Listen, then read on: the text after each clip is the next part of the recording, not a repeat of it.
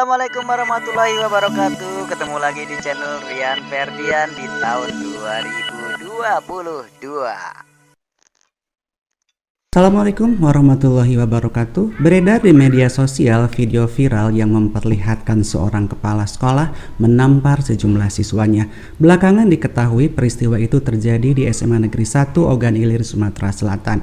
Dalam video berdurasi 6 detik itu, 32 siswa di kelas dikumpulkan di sebuah lapangan dan disuruh duduk jongkok, lalu satu persatu wajah pelajar tersebut ditampar. Peristiwa itu terjadi pada hari Rabu 14 September 2022 berawal dari adanya laporan kepada guru bahwa ada siswa yang merokok di kelas 11 IPS. Para siswa lalu diminta menunjukkan siapa yang merokok, namun tidak ada yang mengaku.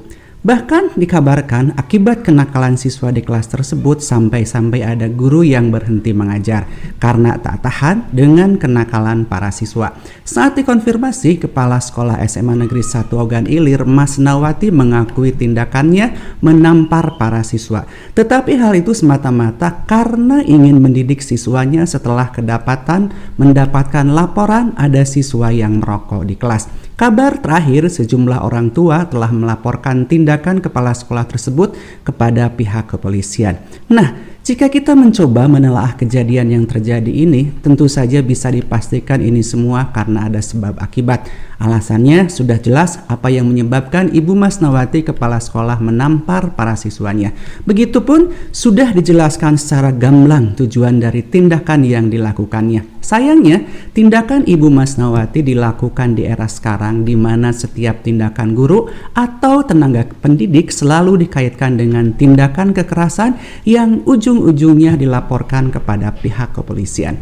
Saya masih ingat ketika seusia saya dan mungkin juga Anda yang pernah mengalami duduk di bangku sekolah di era sebelum tahun 90 atau 2000-an, rasanya sering kita merasakan tindakan keras bahkan cenderung kasar yang dilakukan guru ketika siswanya melakukan kesalahan. Dan biasanya hukuman atau tindakan guru tersebut terhadap kita menganggapnya sebagai bagian dari upaya mendisiplinkan siswanya. Terlebih ketika siswa yang bersangkutan jelas-jelas melakukan kesalahan.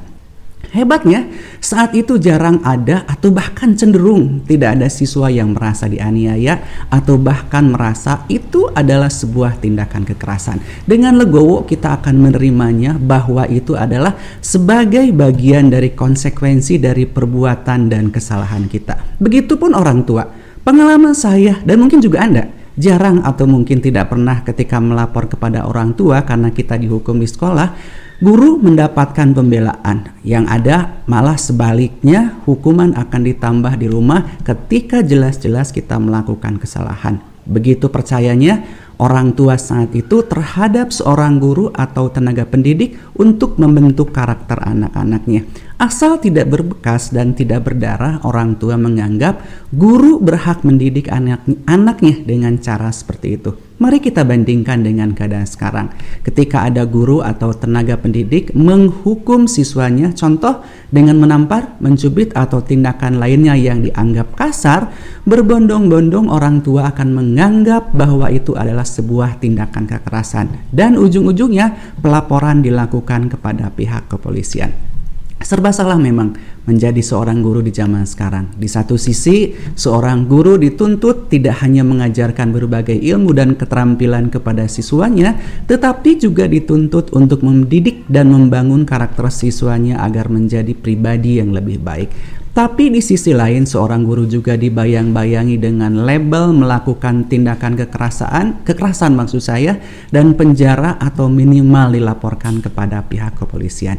Di sisi lain, kenakalan siswa zaman sekarang sepertinya jauh lebih maju dibandingkan dengan siswa zaman dulu. Mungkin karena pengaruh kemajuan zaman dan juga pengaruh kemajuan teknologi yang mau tidak mau harus diakui telah memberikan lebih banyak dampak negatif dibanding dampak positifnya.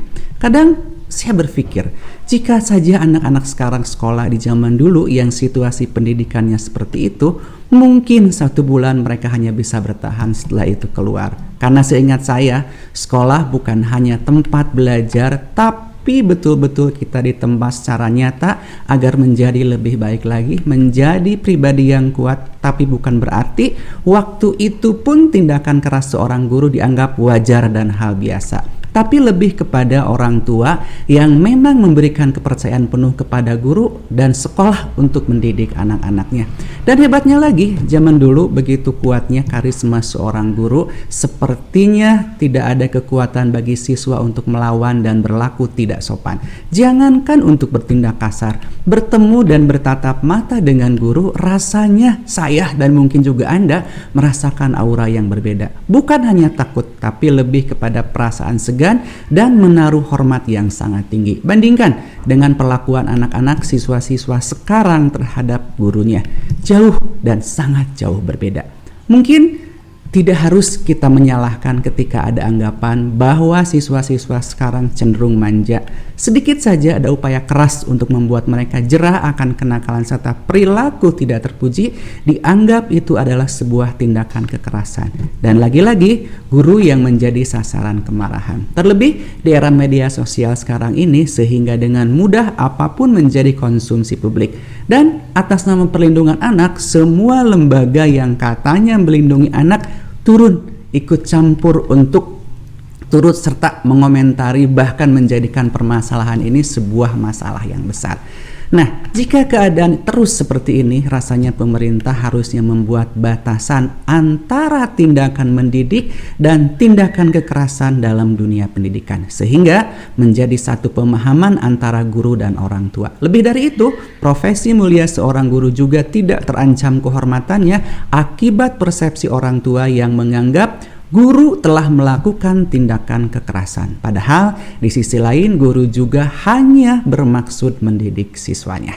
Saya Dimas Fat, terima kasih dan Assalamualaikum warahmatullahi wabarakatuh. Terima kasih sudah menonton. Jangan lupa subscribe ya.